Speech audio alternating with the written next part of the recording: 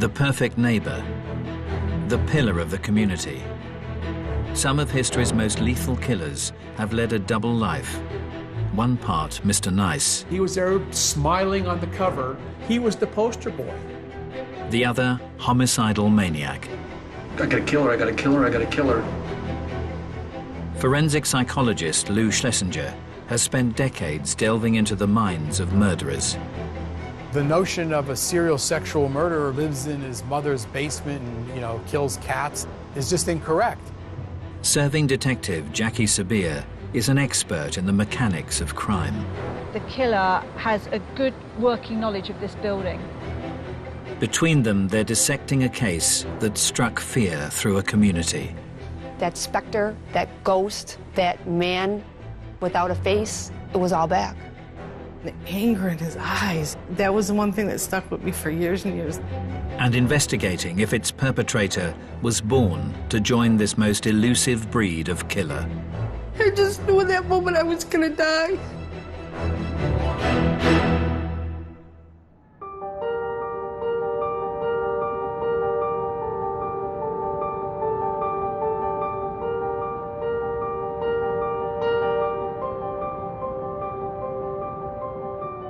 With over 20 years' experience in homicide, Detective Jackie Sabir has headed up some of Britain's most high-profile murder cases.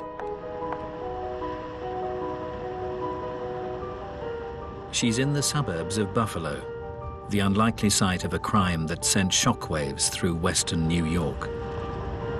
One of the really special and exceptional things about Buffalo is actually the stability of the community here. People feel safe, and people that grow up here often come back here to raise their children. There's a good standard of living, there's stable employment, even through some very difficult economic times. And nowhere is this sense of tranquility more apparent than in the idyllic neighborhood of Amherst. Amherst has been voted one of the safest communities in America. It's a picturesque community, a community of affluence. It's where most families aspire to move or live in. Just a very nice place to live and to raise kids. Each year, the beautiful setting also attracts over 30,000 students. It's home to one of the largest universities in New York State, University of Buffalo. As most campuses do, it has a jogging or biking trail fixed to it. It runs along Elka Creek, and it's a beautiful paved trail that you can run, bike, rollerblade. During the fall of 1990, second-year communications student Linda Yalem had been making the most of the green open space.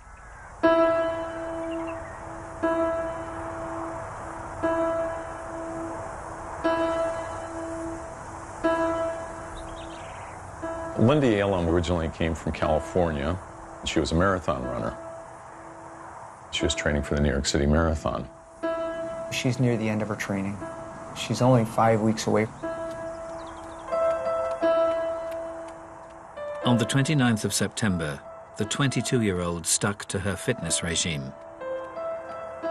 Linda Yalem left her dorm room that morning about 9:30 or so. It was a nice sunny day. She had a Walkman. She popped in a cassette, and she went out to do what she did all the time, run. Her roommates were expecting her back in a fair amount of time, and she just never came back.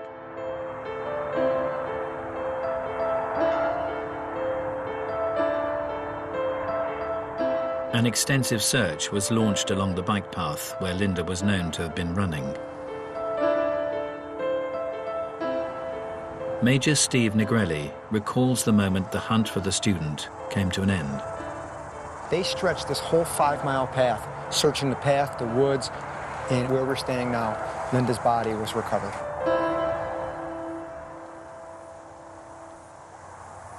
She was shrouded with her sweatshirt covering her torso.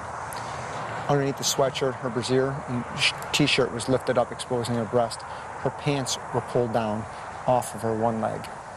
Was there any signs of defensive injuries? She had numerous injuries upon her face in her body, abrasions and bruises that indicated that she did try to fight her assailant.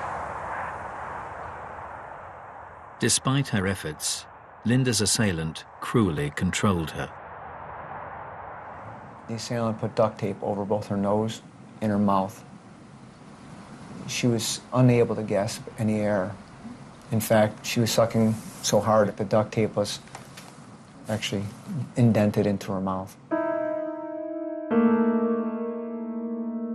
As the perpetrator raped his victim,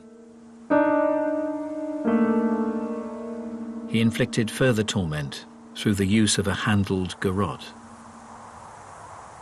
Why would someone use a garrote in that sort of case? What do you think he was doing with Linda? The garrote, by its very nature, where you can render someone unconscious just with a couple of twists, is a control mechanism. And what he did is he did a double loop. So if I could demonstrate, he just went over and back. And just by one hand, because now he had both broomsticks in his hand, he's able to tighten the garrote and bring his victims in and out of consciousness. They left signature garrote marks, ligature marks across her neck. You're very close to your victim. You're going to be looking in their eyes, aren't you? You're going to be able to see what you're doing to them, aren't you? That's correct. Forensic psychologist Lou Schlesinger has analysed the minds of some of history's most twisted serial killers. For him, the torturous technique carried out on Linda Yalem raises huge concerns. When you use a ligature or manual strangulation to kill someone, that tells me it's personal, because it's an inefficient way to kill somebody. It takes a long time. They could fight their way out of it. So when you kill with strangulation, that is almost always a sexual element involved, because you're seeing the victim suffer. And strangulation has been the sordid choice for a class of killer who only get their kicks out of this sadistic MO. During the 1980s, Virginia's South Side strangler, Timothy Spencer, created tourniquets from belongings found in his victims' homes. He had 2 socks wrapped around her neck and a 16-inch vacuum cleaner extension twisted in the ligature. Tampa Bay murderer Bobby Joe Long would bring his own ligature to the scene of the crime. Just left the ligature right on the victim. Why did he do it? Because for some reason that was arousing to him to see the victim lying there with the ligature just hanging off her. Right in here's where I killed her. This class of killer is perhaps topped by America's most prolific serial murderer. You think you put like five of them in there? Gary Ridgway was the archetypal guy next door, but in his hidden life, he strangled dozens of prostitutes. When I got through having a climax with her, I jumped on her. How much are you pulling on her neck? I'm pulling really hard on her neck. How? Just like this. What are you saying to her? Don't fight, and I'll let you go. No, Ridgway was never going to let him go. He got him in the strangulation hold, and he basically said to them, if you relax and just let me go through my little sexual thing, I'm going to let you go. And when she relaxed, he then strangled her and killed her. I'm feeling, I gotta kill her, I gotta kill her, I gotta kill her. They want to get close and touch the person as she's dying. This is what's stimulating for all of these individuals, like Gary Ridgway and Long, and so many of them who kill with that method.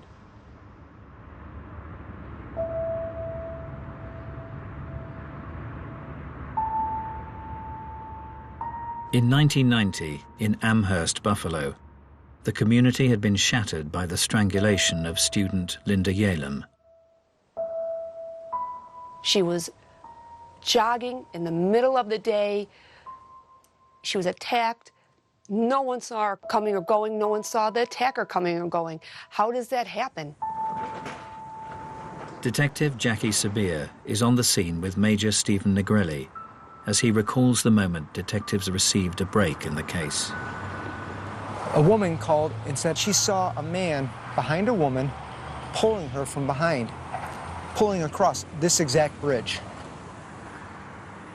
The sighting suggested that the killer was acting with unabated confidence. This is a Saturday in the month of September. This path is teeming with people. He was brazen enough during daylight hours to grab a victim, drag her over the bridge, and rape her and leave her right here. But as the investigation gathered momentum, it became clear that the assailant's actions were far from random. So the detectives had witnesses that suggested that he'd been staking out the place days before. That's correct.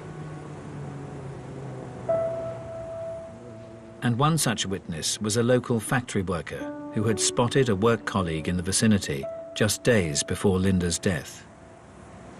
And his co-worker saw his fellow co-worker walking on that path. Thought it was unusual, went to talk to him, and his co-worker pretended like he didn't see him. Acted bizarre. Although the factory worker was brought in for questioning, no one suspected the murderer could be this pillar of the community. Altemio Sanchez. He coached the boys' baseball team.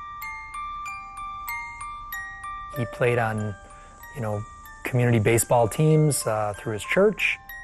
All of his neighbors said he's the greatest guy. He'll mow your lawn for you. He has the nicest looking lawn in the neighborhood.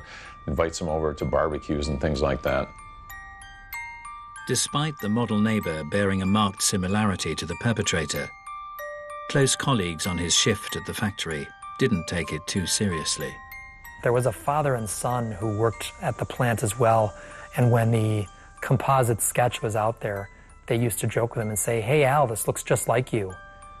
And he'd kind of chuckle.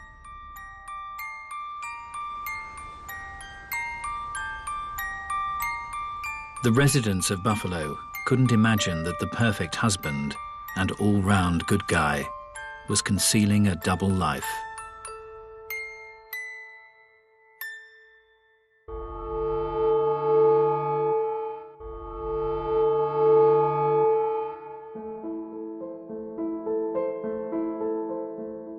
Forensic psychologist Lou Schlesinger and serving detective Jackie Sabir are unraveling a case that rocked a suburb of Buffalo, New York.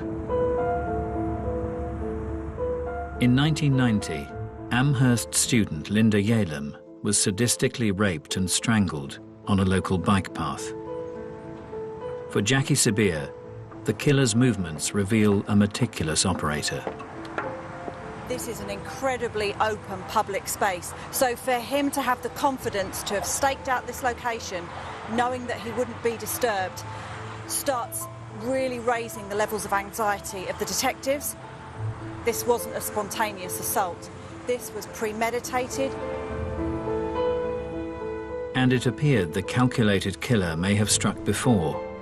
His technique resembled an MO displayed in a series of sex attacks, perpetrated by a character dubbed the Bike Path Rapist. The Bike Path Rapist first became known to me when I was a teenager. A girl from my high school had gotten raped. He would prey in areas where there were either high schools or recreational areas that would, younger women would typically utilize. He was using a knife, he was using a gun, and then he started using the double ligature garrote. The period of attacks was so prolonged, Lisa Redmond's childhood memories would be brought sharply into focus as she pursued the rapist as an investigator. Did he cause any other injuries to the victims? Was there any other violence other than the actual sexual offence? One of the rape victims managed to get her fingers underneath the garrote, and he was choking her so hard it actually bent her fingers, and years later she showed me her fingers were still bent. The sex attacker cast his net wide over Buffalo's green open spaces. So we've got rapes down in this location in the south, we've got rapes here, we've got the University of Buffalo where Linda was killed, yes. So we've got a homicide up here. We've got clusters of locations where offences happen. These you would not know unless you had knowledge of that area. He's tailoring his crime and his location to his victims.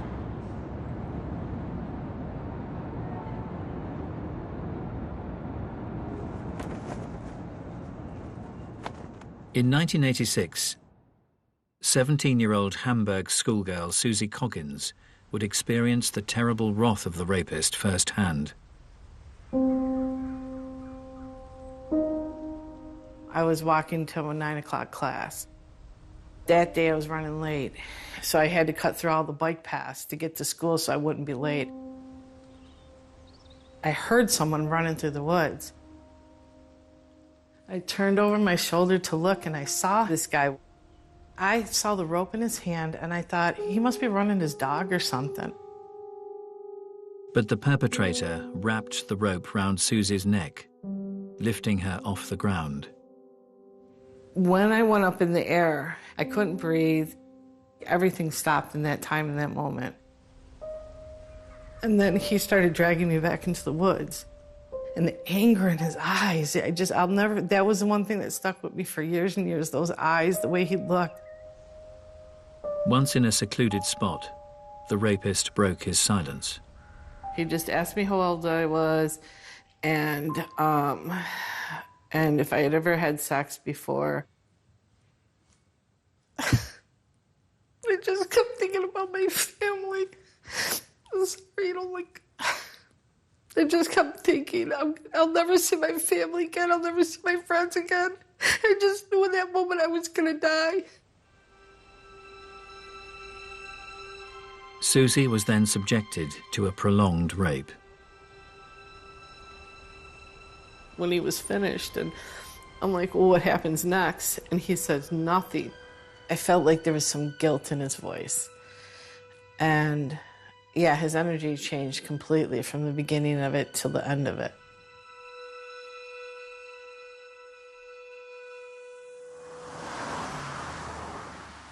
As police desperately pursued the rapist, charismatic factory worker Altemio Sanchez was as popular as ever. He was a jock. So people at work loved having him on their softball team, running with him, golfing him. He was an outstanding golfer. He was a guy that guys wanted to hang out with. Despite his jovial demeanor, Altemio Sanchez's start to life had been far from happy. As a child, he struggled academically, but Sanchez would insist his biggest challenge was out of school, living with his alcoholic mother. She would frequently remind Al, you know, you weren't wanted. She openly told him during his life, you know, when she was pregnant with him, that she actually bought a kind of a concoction of drugs that would induce an abortion and use those drugs during her pregnancy. The unwanted child had been born into a turbulent home in 1958 in Puerto Rico. He was one of 4 children. There was family tension between mom and dad, and I believe dad left when he was very young. I think he was 2 years old when dad left. His mother discovered very early on that his father was having an affair and moved the family to New York City. However, life in the big city didn't offer a fresh start for the Sanchez family. He had spent a lot of time with his mother living with different men. He one time lived in the back of a car. She allowed various men into her life.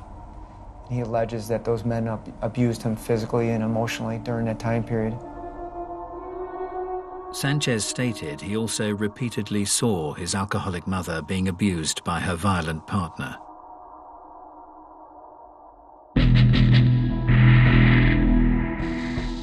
For forensic psychologist Lou Schlesinger, a child witnessing aggressive behavior against his maternal figure can have devastating consequences in later life. The main effect that has is it desensitizes the child to violence. He sees an aggressive boyfriend, an aggressive father figure who treats women like this, and he identifies with the aggressive person rather than identifying with the victim. Many of history's most despicable killers have developed a dysfunctional view of their mothers in their formative years. As a child, the Yorkshire Ripper, Peter Sutcliffe, regularly saw his father humiliating his mother, Kathleen. One time, John Sutcliffe spotted Kathleen talking to two men in a pub. That's all, talking. And he slapped her straight across the face. So here we have his father saying, you know, this is what you do to be a man. And, you know, Peter is very much saw women as either Madonnas or whores. You're basically using your parents as a role model. And if that's what your role model is doing, it stands to reason you're going to do very similar sorts of things.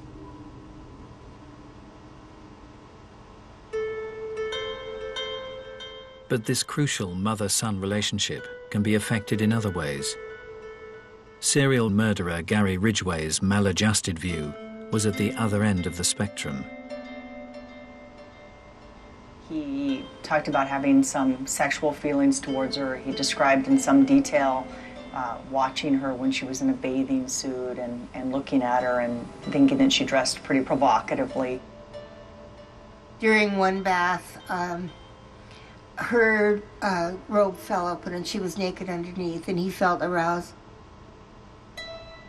Gary Ridgway is an individual whose mother was very sexually provocative in an overt sense.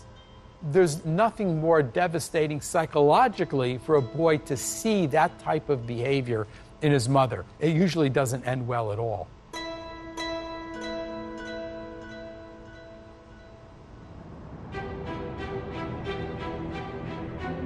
In 1990, in Buffalo, New York, police had connected the murder of student Linda Yalem to a string of brazen rapes committed along the area's bike paths and trails. What made this so bizarre is these were broad daylight attacks. But then, for the next 2 years, the brutal crimes ceased. Poof. He vanishes off the radar.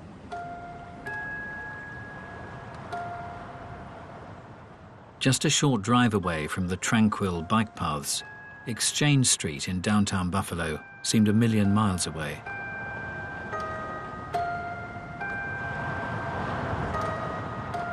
The red light district was worked by prostitute Majane Mazer. Majane Mazer was turning tricks. Sometimes she would stand on corners. A lot of times she would give her number to people and they would call her.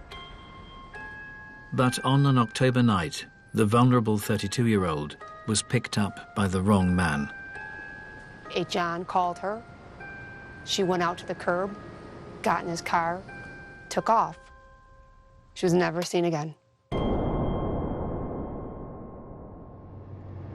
Okay, so this is the actual building. Right up to the fence line is where Majane Mazer's body was found. Bless her.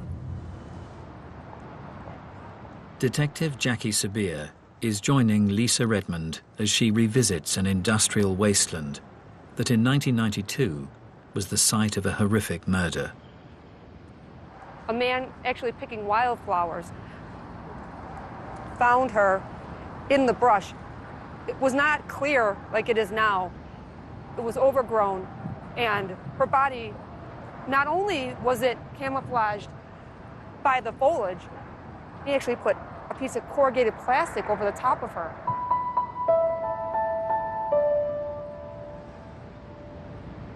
When her body was discovered, what condition was her body in? She was lying prone. There was a plastic bag right around her head at the neck, and then another garbage bag pulled over the top.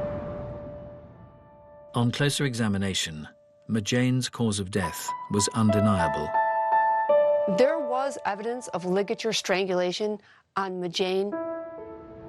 She had the double ligature marks on her neck, but due to the circumstances that she was a prostitute, that she was covered the way she was, the investigators at the time did not put two and two together that she was a victim of the bike path rapist. Did the detectives form an impression of who could have done this, though? What type of person would have done this?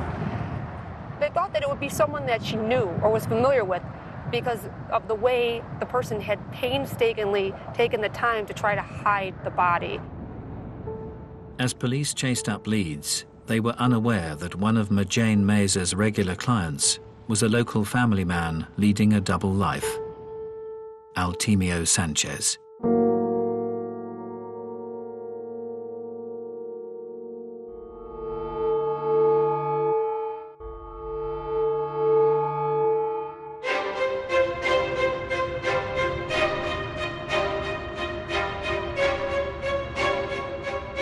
In 1996, in the green suburbs of Buffalo, New York, 6 years had passed since the murder of Linda Yalem. In the wake of her tragic death, the local community was determined the young student would never be forgotten. Because Linda was a runner, there was something created called the Linda Yalem Memorial Run. It's an annual event, and it's to raise awareness about women's safety issues. Before the race would start, there would be a moment of silence, and then a bagpipe would lead the runners down to the starting line. Amongst those taking part in September '96 was competitor 635, local man Altemio Sanchez. It turned out that Altemio Sanchez was a bit of a runner. He belonged to the running club at American Brass. It was seemingly a typical act for one of the community's all-round good guys.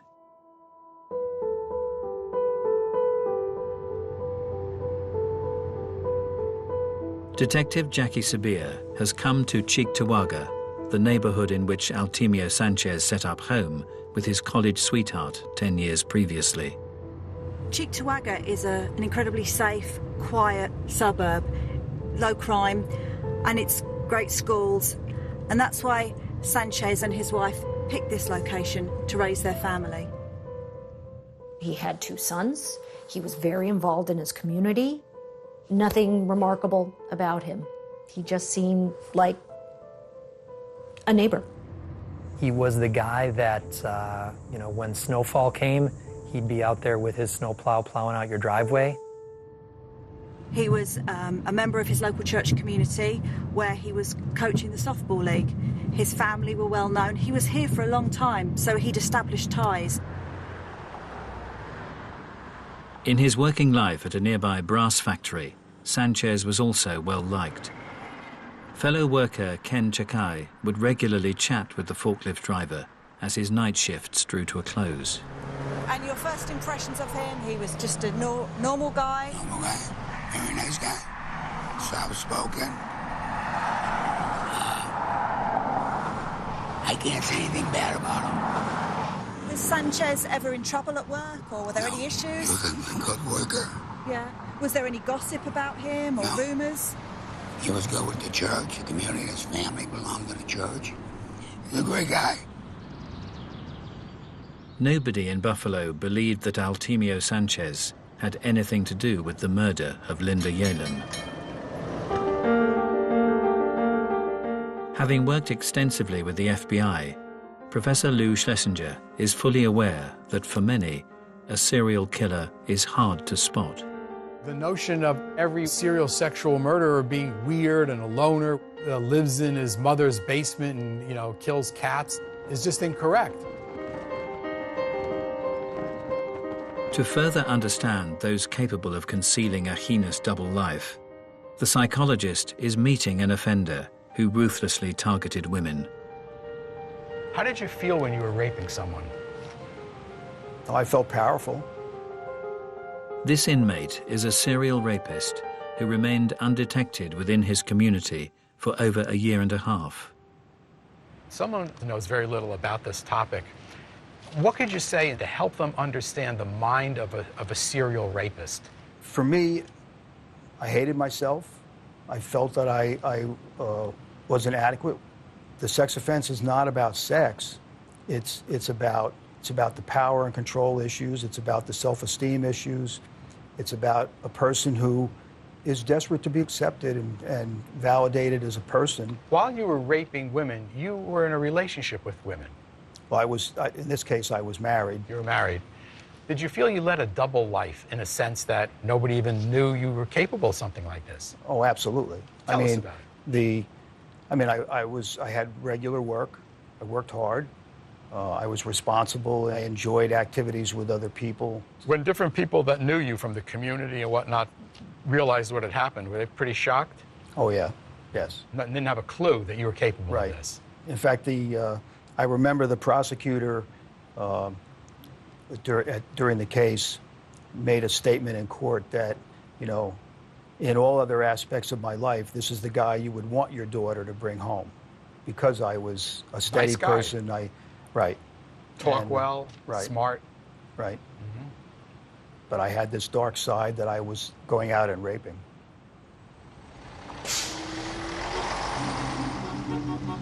In his work as a profiler, Professor Lou Schlesinger has also experienced this chameleon-like ability in a class of killer that remained invisible to all around them. There's a large group of serial sexual murderers who have families and are married and work and have friends and acquaintances. She got sick, got her a glass of water, comforted her a little bit, and then went ahead and tied her up, and then put the bag over her head and strangled her. Over a 30-year period in Kansas, Dennis Rader murdered 10 people. All the while, the respected scout camp leader hid an assortment of sordid behavior, frequently tying himself up within the local woods. He was very big into autoerotica. What he did was to leave the campsite where the Boy Scouts were, and then he attached a camera on a cord and would take photographs of his accomplishments. Most people believe they can detect deviancy and particularly danger in others when they really can't in some cases. In Riverside County during the 1990s, model citizen Bill Suff's murderous identity was even more impenetrable. He was supplying equipment to the police department, the same police department that was investigating him. A homicide victim was found one morning when two of the investigators were with Bill, and their pager went off, and Bill made the comment to them, "Oh, did you find another body?" If a person interacts with you and makes jokes and seems like a normal guy, why would you possibly suspect that he's capable of such extreme deviancy?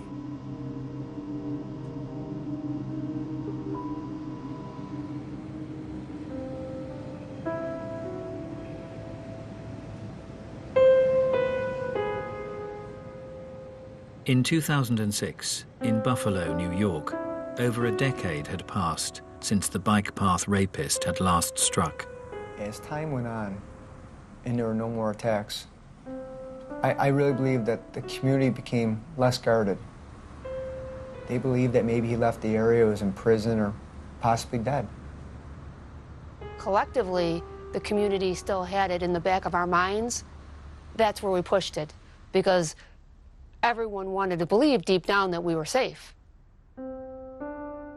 On the 16th anniversary of Linda Yalem's murder, respected neighbor and loving husband Altemio Sanchez had been out with his wife at an office reunion. He was photographed at a downtown bar at a party with a drink in his hand, with his wife, with his arm around his wife. But amidst the celebrations, no one could have guessed how Altemio Sanchez had spent the day.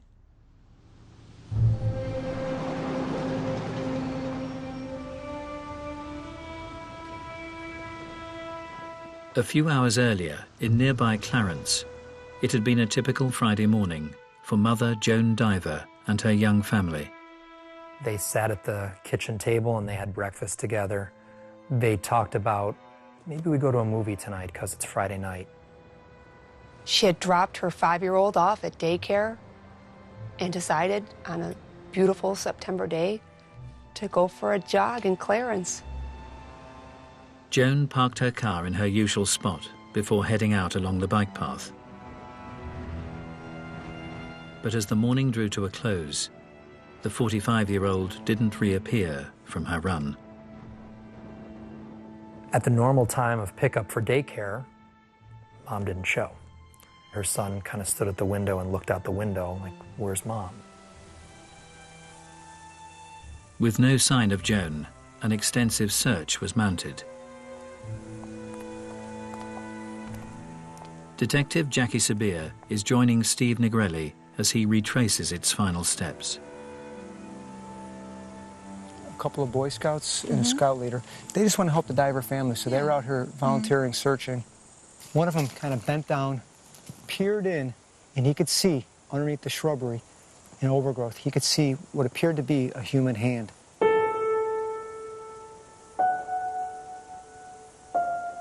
It was in fact Joan Diver. What did she actually look like when she was here?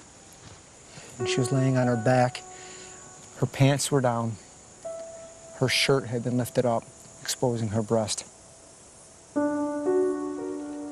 You could see that she had been in a struggle. You could see that there were some marks on her body.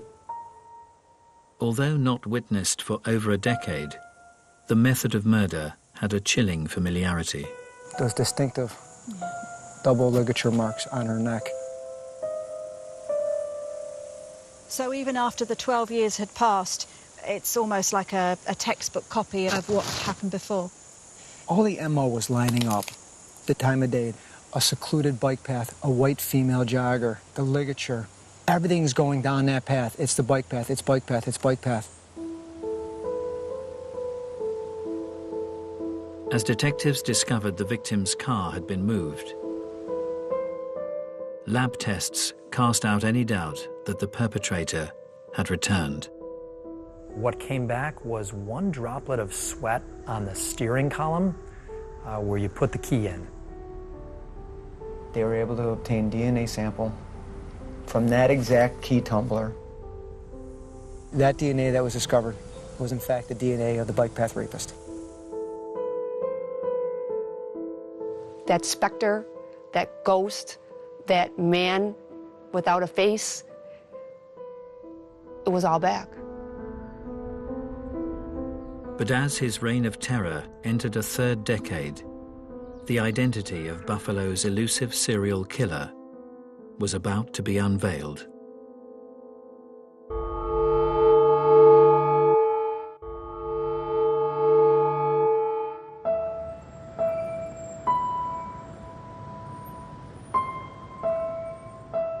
In September 2006, in Buffalo, the murder of jogger Joan Diver had marked the return of the bike path rapist after more than a decade's absence. As a serving detective, Jackie Sabir is in no doubt as to the impact of this tragic development. To come back after a 12-year break would have been an enormous shock to the team of investigators, because you have to relive and pull all of those files again and start practically from the beginning. With the DNA sample indicating an Hispanic male, the list of suspects shrank down until an historic case left just one name. There had been a rape, and the woman had seen the rapist a few days later at the mall, followed him out and got his license plate. As the owner of the vehicle had a cast-iron alibi, the lead had drawn a blank. But years later, as police recontacted him, the owner admitted a relation had borrowed the vehicle. We said, who was driving your car that night? And that's when the first time we heard this name, and he said it was my nephew. His nephew's name has popped up a couple times previous in this investigation. He said it was Altemio Sanchez.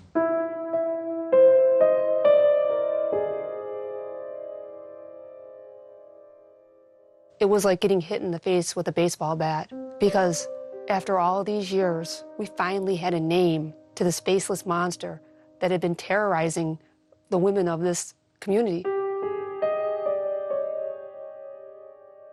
With a direct DNA match, the church-going softball coach was questioned by Detective Lisa Redmond. At first, he didn't believe I was a police detective. It made me show him my badge. His attacks were about controlling women He couldn't control her. She was in charge. It unnerved him. At one point, he said, "I think you're something else." And I noted that he said something, not someone. He referred to me as something. As news of the arrest spread, local residents struggled to comprehend the identity of the unmasked killer. Neighbors going on TV saying that we had the wrong guy, that we were wrong. Altemio Sanchez's wife, I really don't think that she had any idea what was going on. In the morning, he commits a murder. At night, he's with a work party with her. And while she's pregnant with one of their children, he's out raping, or he's patronizing prostitutes.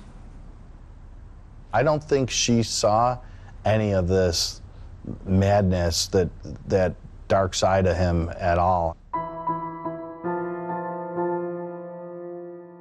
The factory night shift workers' colleagues were left equally mystified. When the news came that the bike path rapist was arrested, the one gentleman I interviewed said, "That's great, he's off the streets, finally." And then they said, "You know, it's Al Sanchez." And he swore and said, "Why are you picking on Al? It couldn't be Al."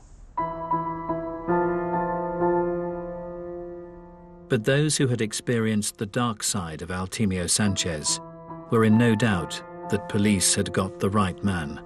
I remember running as fast as I could to the TV, and I'm like, oh my God, that's him. And I saw those eyes, and I just remember falling to my knees. I just started crying. It was finally over. It was finally over. Basically, what we had was a monster living amongst us that we never realized was there. In court, Altemio Sanchez would be sentenced for the murders of Linda Yalem, Majane Mazer, and Joan Diver.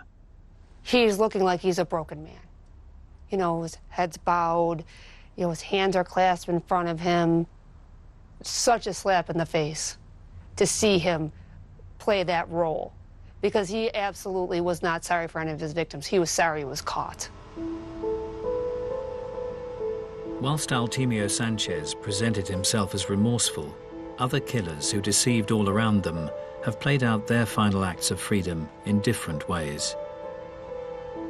Gary Ridgway quietly faced his victims. How do you plead to the charge of aggravated murder in the first degree, as charged in count 5? Guilty. Dennis Rader reveled in detailing his heinous crimes. I got on top of her and then strangled her with a belt at that time. But to fully appreciate these cold-blooded killers, Professor Lou Schlesinger believes you have to look to the past. If you want to understand an offender, don't go by how he appears in court. Take a look at what he did. What he did tells you what the offender is really like. And Altemio Sanchez's brutal history undoubtedly bears the hallmarks of this most dangerous class of killer. The guy next door who was simply invisible.